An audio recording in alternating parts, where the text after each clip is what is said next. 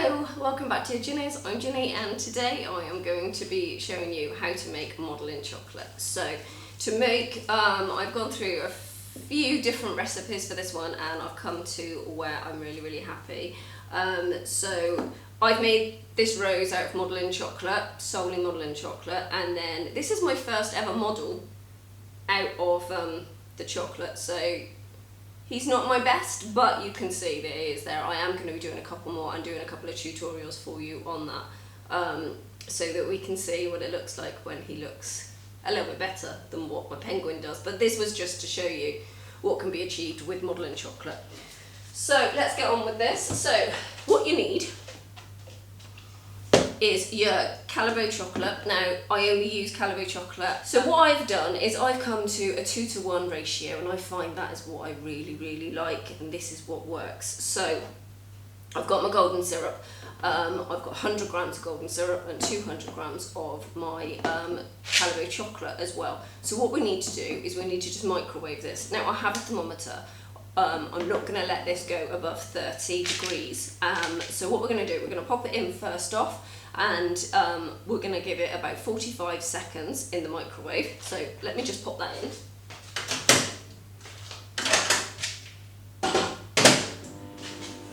Okay, we'll give that about 45 seconds in the microwave there, and then we're going to stir it, and then it will go lesser time every single time. So all you need is these 2 ingredients, something to mix them with, and some cling film. Okay, so I'll take that out of the microwave, and as you can see, the bottom part of that has already started to melt. So I'm just going to give this a really good stir around, just to make sure that all of that heat disperses correctly. So I'm going to give that a little probe, and I'm at 28 on there now. So always give it a good stir, because in the microwave it still heats afterwards, and we don't want to take this over around about 30. This is going to go back in, and I'm going to put this in for 20 seconds.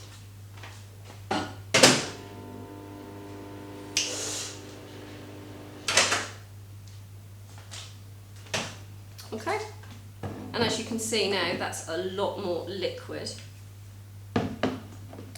Come in the way we want it to, so give it a good stir.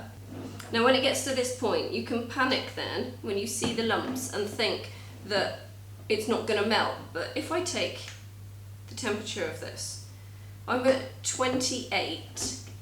If you think about 28 degrees, that is quite warm. That chocolate is going to melt in there, so obviously the more that you stir it, the more air is coming in and the temperature's dropping. But this is very nearly done. So I'm just going to give this 10 seconds, if that, and just do it that last little bit.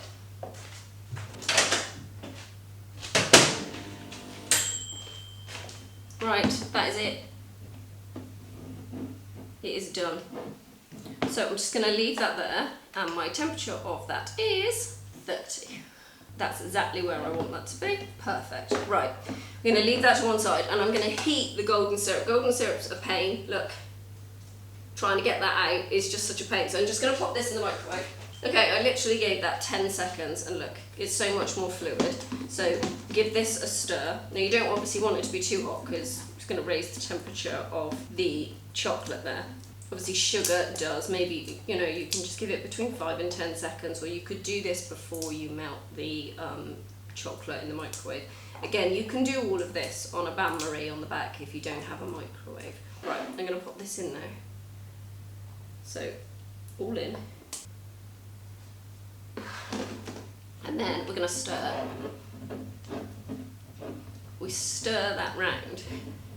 It starts getting a lot thicker. And you could panic and think it's going to curdle, but this is exactly what you want. So, just keep going. There you go. Right.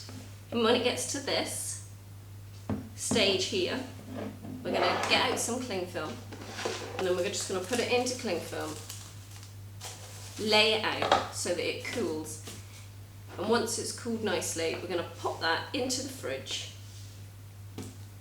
Look how it comes out. That was so simple. So just pull it out like this so that it cools a lot better.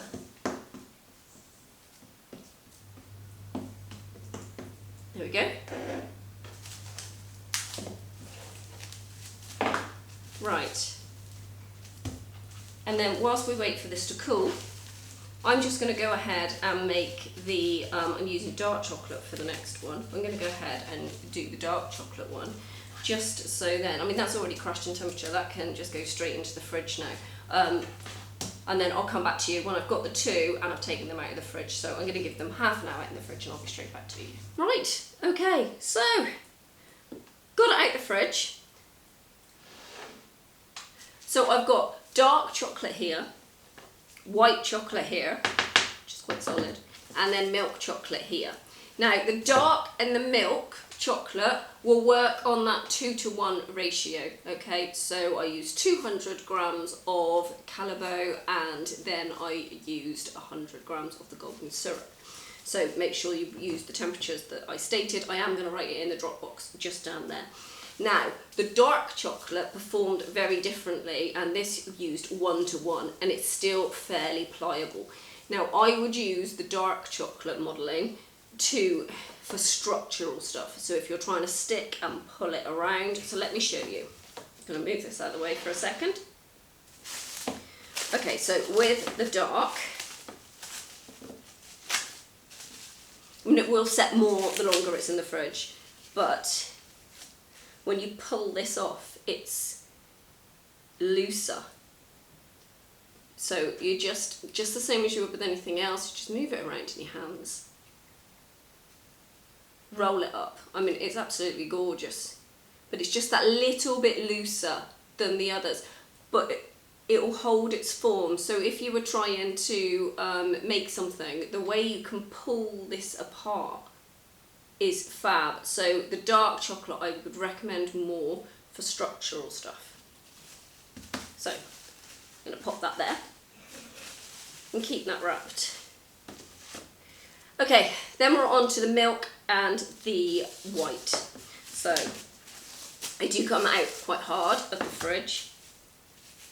So we're just going to undo this, take the corner of this here, and then, remembering I'm not the strongest person, right, then you just mould it around. To start with, it will start looking like it's cracking. It just needs moulding a little bit more. And this is why I like the 2-to-1 ratio with this, because it's just got that softness on the inside, whereas it's not going to crack. I can roll this, I can, with my fingers here, see, I can just pull this apart like this and it's working beautifully. So then just roll it up in your hand. And there we go. Absolutely gorgeous, ready to be used. And like I said, a little bit of corn flour down and you can roll that as well. So as that one, I showed you the white earlier. So these are ones that I've coloured already. So I just wanted to show you, this is it when I've given this a go around. So there we go. Now I use the colour mill. You must use a colouring for chocolate. So I've used the colour mill just there. So all you need to do, look how dry that is when it first comes out, when it's been, you need to bring it back to life, just the same as what you would do with any other kind of modelling paste. So it doesn't take long. I am just moving it all around until that structure changes where I can start moulding. And look, we're there. So then I'm going to rub it around in my hands. Perfect. Just like that. And that's ready to, you can, look, I can mould away with that. I can make little marks in it. It's really, really good. So the same with that one, just bring it back to life. So I'm just going to show you how to colour this now. And then after that, I will be doing some tutorials on how to actually use the modelling paste, modelling chocolate. It is a little bit different, but so worth it. I really actually enjoyed using it for that one, but you need to get the feel of it. You need to do like a dummy one to start with, just so that you get the feel. Right, so I'm just going to bring this back to life. This is the one we just made, and that's been in the fridge only for an hour, so it didn't take long. And then I'm going to pop gloves on just to get the colour in there. Colour mill does separate, so you must give it a good shake. And I'm just going to squeeze a little bit onto here. Fold that over. It will almost seem like oily, because that's kind of what it is, but you keep going and it just absorbs into that chocolate the more that you rub it around. There we go. Perfect.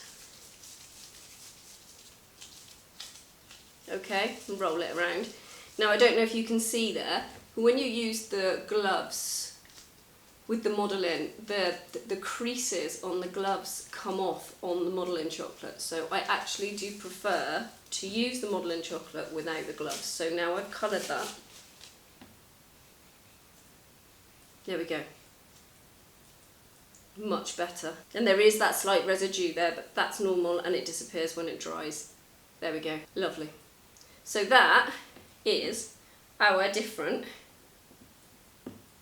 modelling chocolates. So we've used the white and the milk on the 2:1, and then the dark chocolate would then be the 1:1 and used more for sculpting.